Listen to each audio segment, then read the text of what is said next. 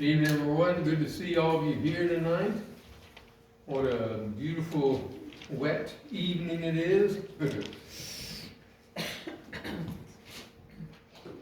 We're going to be talking about an interesting subject called wealth. May be what you think, may not be what you think. But we're going to be discussing it. And so the first thing we're going to do is we're going to take the, well, that's the wrong thing there. Sorry. There are too many instruments up here. The first thing we want to look at is Deuteronomy 8 verses 18. Deuteronomy means the second reading of the law. And Moses stood on one mountain and Israel stood on the other. And he said all this at the same time. And so it's kind of interesting when we think about things are long and drawn out, yet they were standing and he said all of this to them. Let's take a look here at Deuteronomy 8 and verse 18.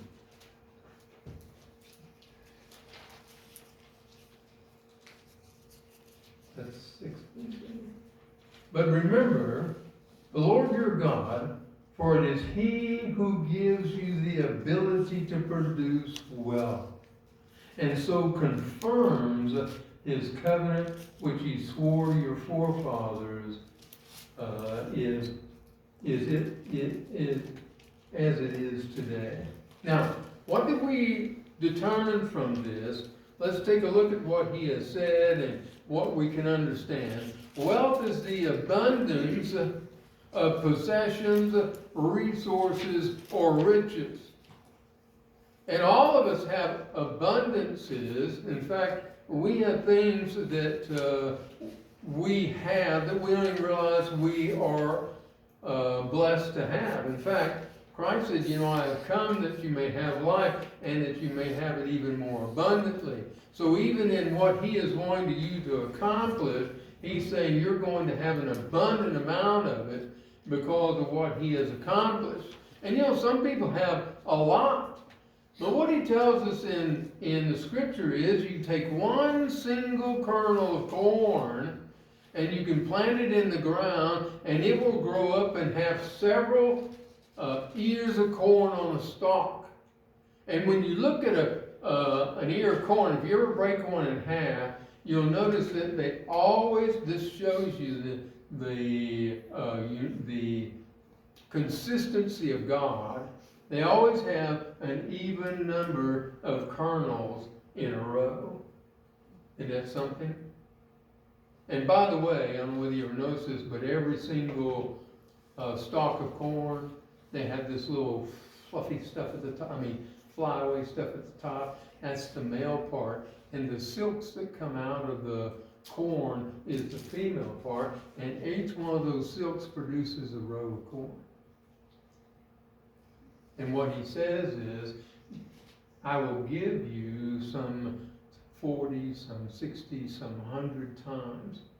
And when we think about it and look at an ear of corn, one ear of corn, look at how much you get for planting a single kernel of corn. And you don't get just that, you get all the corn that's on the stalk. And if you're a farmer in your own little plot, you're not on some where you're producing it for grain or whatever. You go out there and you pick the corn that's ready, and you know what's going to happen? You're going to get what's called a bumper crop. And more corn will come out. And you can even pick that, and even more will come out sometimes. Now, I was over in Delaware, and I was watching, because I didn't know what was going on. And I was watching out there, and they would let the corn stand there and dry to death. It looked like some horror movie with all this dry corn out there. And so I'm paying attention. I'm not asking questions. I'm just paying attention. And come to find out that if they're growing it for grain, they'll let it dry rather than harvest it wet, put it somewhere to dry. They'll let it dry there, and then they can harvest it dry immediately grind it and turn it into grain for animals. Well, that's logical, isn't it?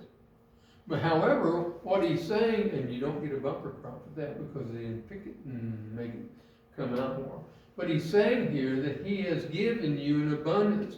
And all of us have an abundance to say. In fact, we got stuff in our house we don't even use that's sitting around somewhere in boxes or whatever. And if we were to go back and look at it, we would see what we actually have. And some of it may be treasures, because if you have school books that you have gone through a particular subject matter in school, you've got all this information there to be able to put meat on the bones of the skeleton that the college or the schools have been able to produce for you. And so you have these resources to look at and be able to understand. I saved all my stuff for my certification in as a anger management and anxiety, depression, and civil, not civil defense, civic. What's it where when a man beats on his wife? What's it called? Huh? Domestic violence. Thank you. I never can get that straight, even though I'm supposed to teach it. And I've got all those papers there, and I can go back through it, and it refreshes my mind. I could even hear him teaching that very part. And so that's why you have the papers that are in your bulletin, so that you then can turn around and go back and look at these again and be able to know the answers, because we've looked at them from the scriptures. And then you can go out and give somebody an answer when they ask you and you just couldn't remember. But you can go back into your folders that you have of all these lessons we've done over the past almost 9 years, where you'll have a wealth of information for you. You have an abundance. In fact, you have a lot of possessions, and you have a lot of resources. You may not have any money. Maybe that's not a resource that's really something you need. You know, you can buy property and you can start business, everything, with no money of your own. Yet we have a lot of resources, especially if you're living in Somalia and living in Minnesota. But you have a lot to be able to look at. Look at this chart right here. This is the poorest people in the United States. Do you see this? This is the poorest people in the United States. And they have money to be able to buy things more than any other country in the world. If you think you're poor, you're wrong, because you live in the United States. Isn't that an interesting study there? When they looked at it across the board, and they said, look, all these people are far, far poorer than you are. Why is it that you think you do not have an abundance of possessions, resources, and riches? Now, God has given you the ability to produce. Well, wait a minute, PW. I don't know how in the world you say that. Well, look, He's given you hands. And you can do amazing things with your hands. You understand that your value to the marketplace is determined by what you bring to the marketplace. So if all you bring is a pair of hands, you're going to be working a shovel or a broom or a mop or something like that. There's nothing wrong with that. I have worked shovels a lot, dug a lot of ditches. I also worked as a what they called maintenance man, and my job was to mop the floors in the nursing home. You know, we wheel the old people out of the way, mop up what they left on the floor, and pull them back. You know, very kindly talking to them, and you may think, well, that job's beneath me, but it is a job, and it will give you produce. In other words, you'll be able to take your hands and produce something. Well, you also have the ability to think. The ability to think. You know, there was a guy who hired his entire small town to work for him. You know what he sold? He sold rocks that he found. Rocks. They were sitting out there. He sold them. You know what he called them? My pet rock. You remember that? Yeah. He made millions off of it. How did he do it? You know, he just walked out there and picked them up and he used his brain. Think of the resources you have to be able to have the abundance to produce something so that you then can do more, even more. And here's the thing, we have also time.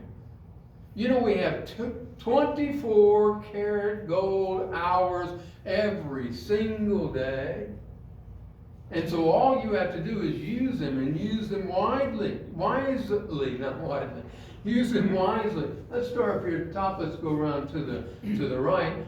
Determine your priorities. Avoid multitasking, meaning get on focus. Use time management apps if you want to. Take a break, which seems like that's harder to figure out than me just saying, okay, I'm going to do this for 15 minutes, you know, and get the little egg timer, you know, and it goes, and you're through. Take breaks, learn to say no. This is probably one of the most important ones. No, especially the things you want to do, but not what you need to do. Reduce your anxiety. What is anxiety? Anxiety is an imagined negative future that may never come about. So when you're worried about things, why are you worried about it? Here's the key. You ready? The definition of worry is assuming responsibility God never intended you to have. If you cannot change it, let it go. If you can, then get up and do something about it. Simple as that. I mean, that's simple. When we get down to the basic truths of God, they are always simple. Organize your day. You say, well, I don't have a day to organize, so I got to work. Okay, you're making money. Yes. But you've got times, and certain times you can even have a little cheat sheet in your pocket where you're pulling out, looking at whatever it is you're going to study later. And also avoid distractions. You know what that is? That's flipping through social media or watching TV when nothing's on. If nothing's on, turn it off. We cut the cable, not literally, what was it, a year and a half, 2 years ago, something like that. We haven't missed it. And we enjoy what we do. So here, you've got time. Manage it well so that it works for you. You have all of this available to you to be able to do what you want. Your wealth is your resource to be able to do more. And you can do more. You can do more every single day, because one thing you do leads you to something else. It leads you to something else. It leads you to something else. Here, let me give you an extra pen. I got one in my pocket right here. Ready? Coming at you. Well, close. I was with my left hand. I'll go with my left hand. So now, what do you have time for? You have time for spreading the gospel. That's the main reason you're here. Spread the gospel. You've got time to be able to help others, like widows and orphans. These children who have nothing else, you can not only help them financially, but you can go there and teach them and work with them. And you can take what you know.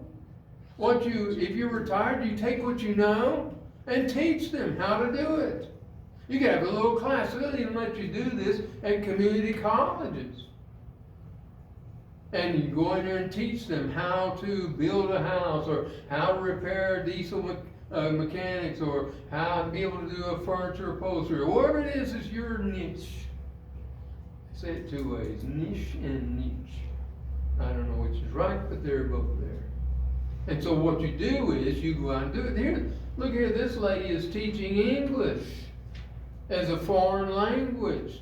That's called TOEFL, teaching English as a foreign language.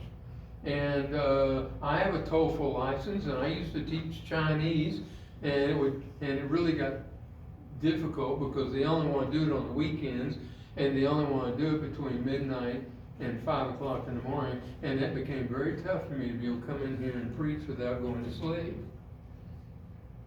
And so I had to stop, but I was making extra money, able to help other people, and being able to accomplish things.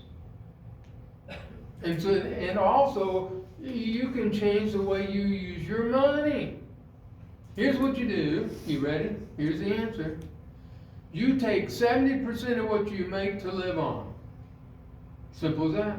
And don't forget, you can get your little envelopes. You say, well, I gotta have some tires pretty soon, but I better put back $10 or $50 or whatever it is every so often for these tires. And then when your tires go bad, you can reach and get that envelope. You have that money to be able to help you instead of having to come up with all of it now. Okay, I want to go on a vacation. Here's a dollar or two, I can put that away, and then whenever it comes time for vacation time, I can see how far I can go. 70% of what you make, what comes to you, is going to be used to live on. Then you've got another 30%, so what you do is you take 10% and you save it.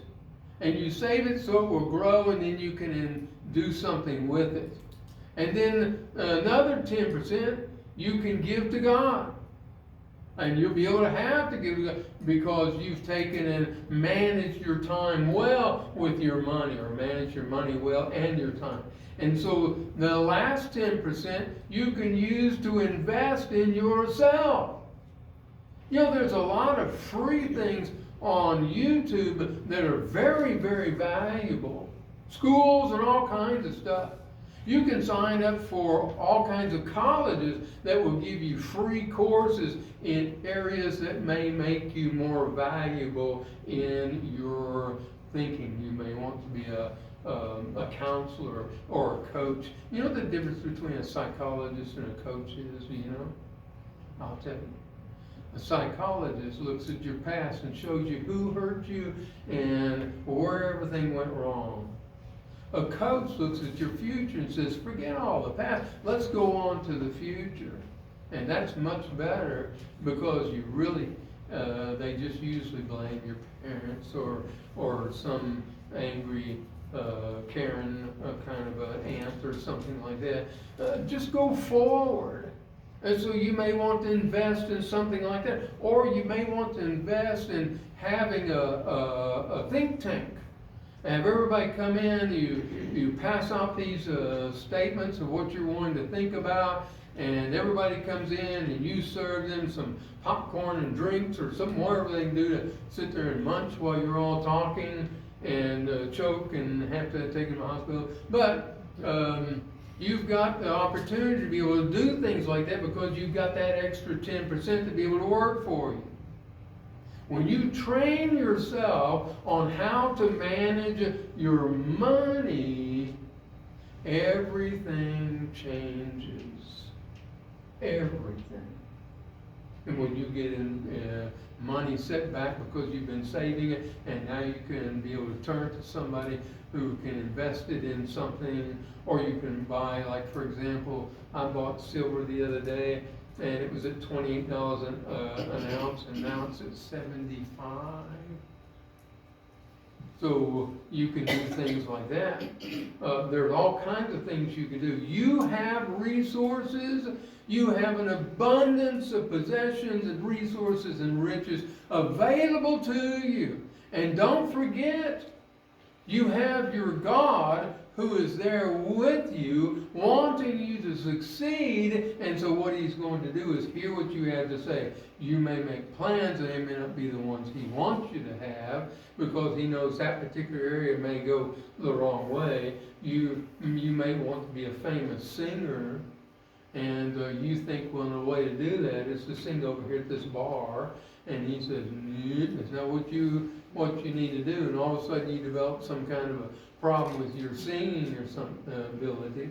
And so we have to realize we have to do all this in accordance with the will of God. Does that make sense? And you know, the biggest problem we have is that the world thinks, because Jesus said, blessed are the poor, they don't hear the rest of it, which says poor in spirit. Meaning, blessed are those who realize that their spirit is bankrupt to be able to get them out of the situation they're in because they sinned. And so if we turn to God, God will take away our sins through baptism, and we'll be able to live a sinless life under that umbrella and be able to be covered with the blood of Christ, and then we're able to go on and do more and greater things for God. Does that make sense? Now this is the definition of wealth and what you can do with it. Never consider wealth as for yourself. Wealth is for others. What you can do for others. The position it puts you in. Now let's take a look over at Proverbs, which is just after Psalm. Proverbs, was it chapter 10? Proverbs is a great book. In fact, I would suggest to you to take the book of Proverbs and consider reading a chapter a day. And then as you go through that chapter, pick out a verse that really pushes the envelope or impresses you, or you want to think about it more, and write it down on a 3x5 card, slip it in your pocket, and every time you get a chance, pull that thing out and read it again, and then tomorrow you start another chapter, and you've got 31 days of Solomon giving you the wisdom of God and the folly of a fool. In other words, the actions of those who say there is no God. So let's take a look here at verse 22 through 23, chapter 10, 22 through 23.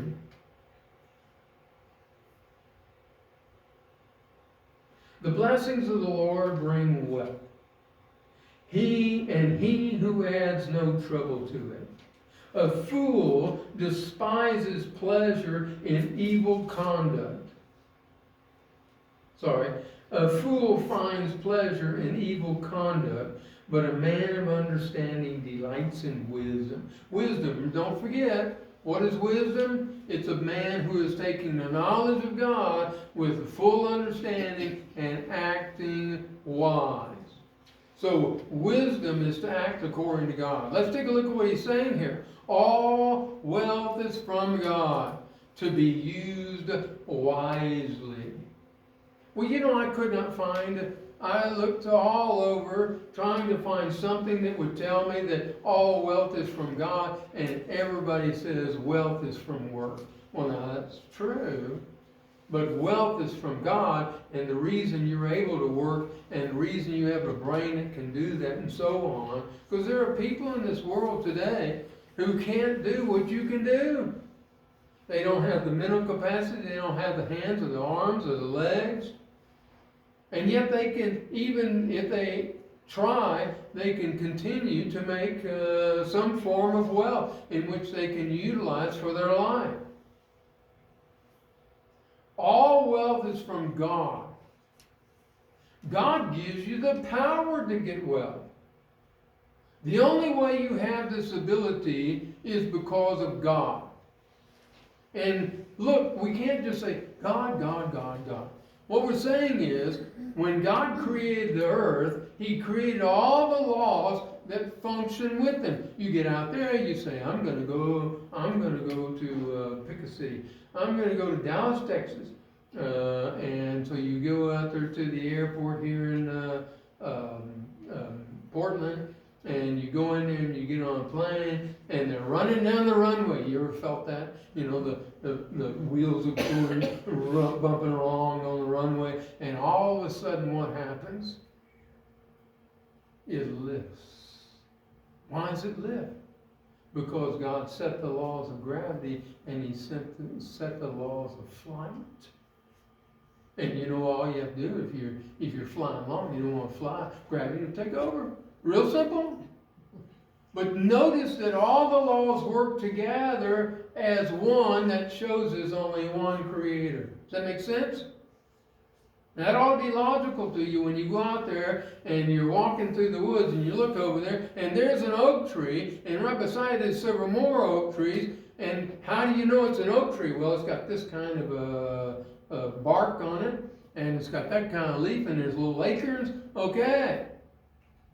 Well, what about that one? That's not an oak tree, that's an elm.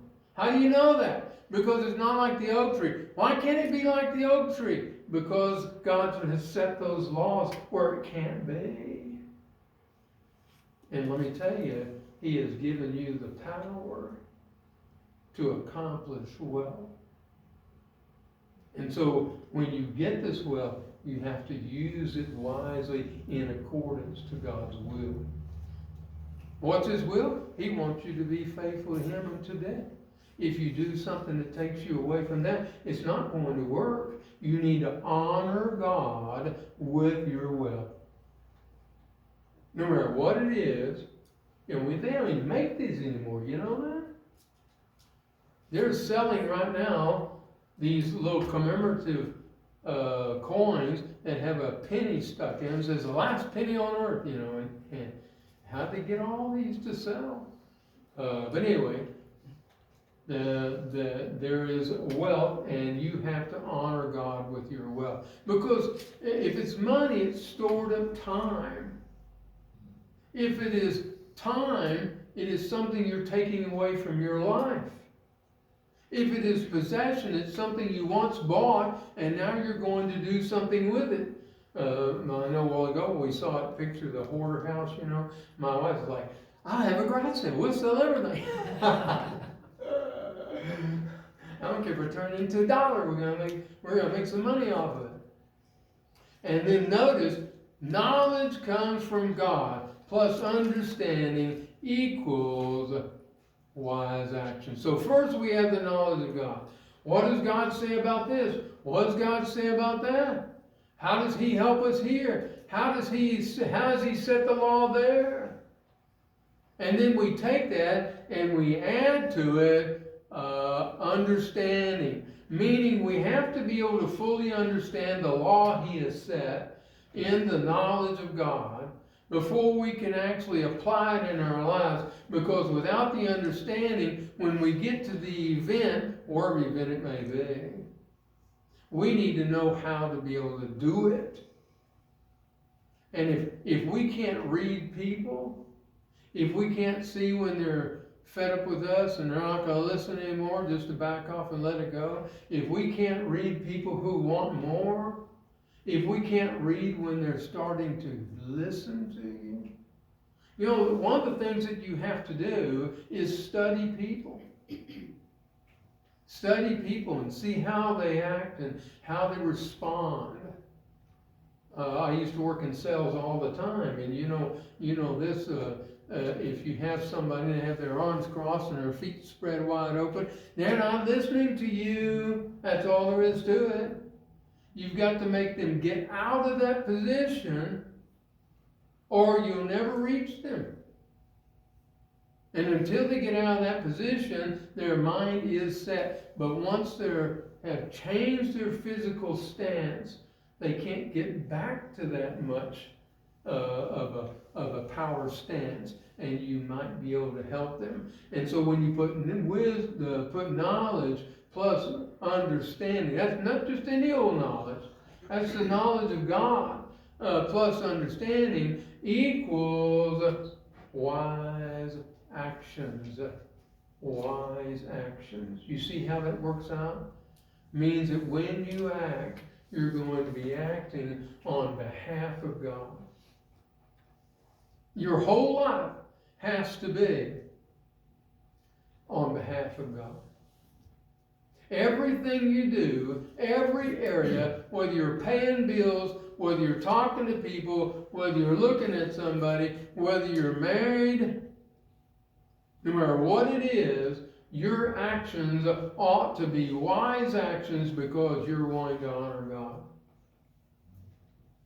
In every single way.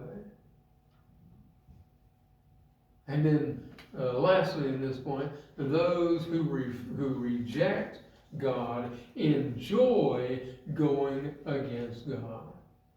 You know what it says in Proverbs? Let's look at this. For evil people can't even sleep until they've done their evil deed for the day. They can't rest until they cause someone to stumble. And you know what they do? Then they sleep like a baby. They enjoy doing evil. That's who they are. They're evil people. But they're not designed to be evil people. God created them to be His people, doing good and hating what is evil. But those who reject God are doing evil, and they enjoy it. It says they take pleasure in it, this verse says, here in Proverbs 10. So we know that that's who they are. How do we make sure we're not going to be that kind of person? Whatever you do all to the glory of God. Right? Isn't this who we're supposed to be? Isn't this how we're supposed to think? Isn't this how we're supposed to plan our day out and do it? Let me tell you something. If you've been making it paycheck to paycheck, you're not doing it for the glory of God. You're not doing it for yourself, your wife, or whatever. If you're not setting money back, if you're not using money for other people, if you're not doing these things, you need to make sure that you're capable of doing it according to how God says. And that's what these scriptures here are for. Choose to honor God in what you do. Make sure that who you are is a person of honor before God. That your attitude and your aim is to please your God. And He says, and then He will bless you. He blesses you because that's who He is. Honor God with our best, Proverbs says. With everything we have. Take a portion of who you are and give it to Him. However that is, give it to Him. Let me tell you something. The Bible does, in the New Testament says He wants you to be a cheerful giver. He doesn't tell you how much to give. Now, I kind of use, for myself, I kind of think of it 10%. However, there are other things you can do that will be able to make it where you're doing even more. And you can just take delight in that. And when you do that, when you buy something that's necessary for the production of the church here, whatever, I don't care what it is, paper or ink or coffee or whatever it may be, gasoline for the lawnmower, you just go out and do that, put it back, let it be, nobody knows who did it. Okay?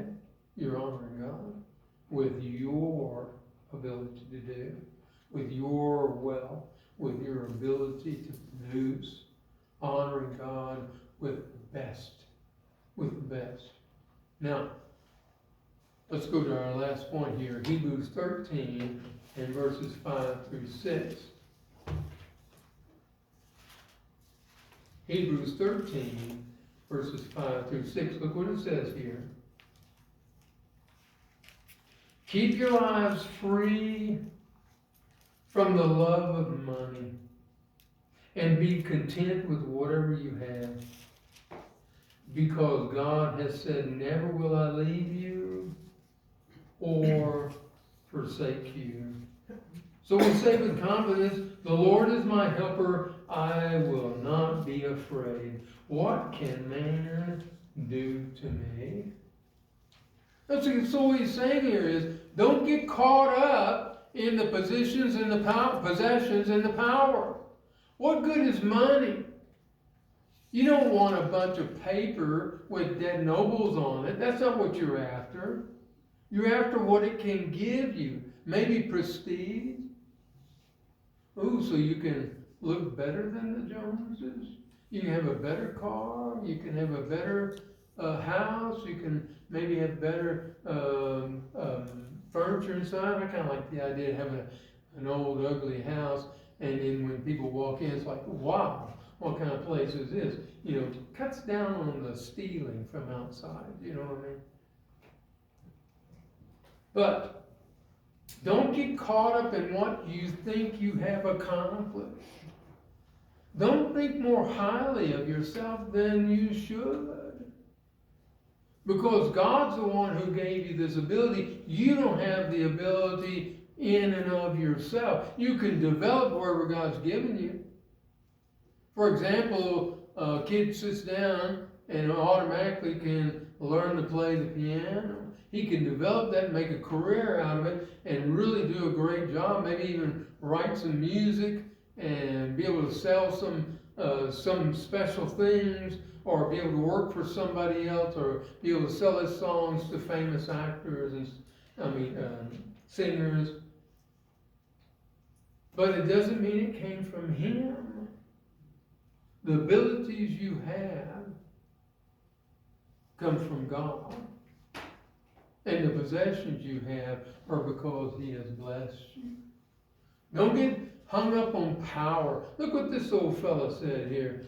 Greed is a bottomless pit which exhausts the person in an endless effort to satisfy the need without reaching satisfaction. There was a rich man one time, he was standing there and they were interviewing him and everything, and finally one of the reporters asked him, hey, how much more money do you think you ought to make? And he said, at least $1 more. You remember the story about the rich man? And the rich young ruler, he comes to Jesus, and Jesus tells him, give away all your money. It wasn't because he didn't need money or he wanted to be broke. It was because the money had him. And he was telling him, learn how to live, learn how to grow and be a person of God. Because that need for that greed, wherever it may be, for a marriage, a more beautiful woman, or whatever it may be, will destroy you, will damage you. And God expects you to be content. Did you hear that? He expects you to be content. He expects you to steward whatever He has given you. You remember the stories in the Bible where He gives the talents, which is the amount of money, to these people. One He gives 5, one He gives 3, I think it is, another one He gives 1. God gave everybody. And He gives abilities, but they have to be a steward over what they were given. And when they turn around and bring it back to God, and the other guy says, let me go dig it up, I hid it in a field because I knew you were an angry God, master. So here's what you do. Be content, because contentment is the only real wealth. Be content. If you're a millionaire or if you have nothing, be content. Doesn't mean you don't want to grow anymore or be anymore or have dreams, but be content in what you have been able to accomplish. Grow more, do more, be more. But don't go after it with a hunger that drives you and you let everything else fall apart. Don't let that be you, but rather be a good steward of whatever it is that God has given you. And lastly, don't let your emotions get out of control. Your emotions over what's going on. Don't let your emotions distract you from doing what needs to be done. Control your emotions, or your emotions will control you. Simple as that. Emotions are a fickle thing. So be in full control of your emotions. That's who you need to be. That's how you need to think. That's how you need to go about your life. You need to make sure that you are in control of yourself. If you're not in control, who is? Maybe it's the other person. Maybe it's still your parents. They're still plaguing you and they've already died years ago. Don't let that still hurt you today. It's over and done with.